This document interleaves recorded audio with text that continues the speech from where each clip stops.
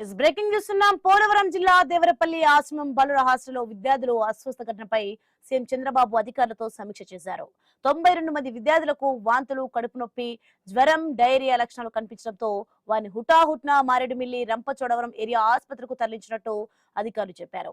నిన్న ఉదయం అల్పాహారం తీసుకున్న తర్వాత విద్యార్థులు కడుపు నొప్పి, వాంతులు రావడంతో ఆసుపత్రికి తరలించి చికిత్స అందించామన్నారు.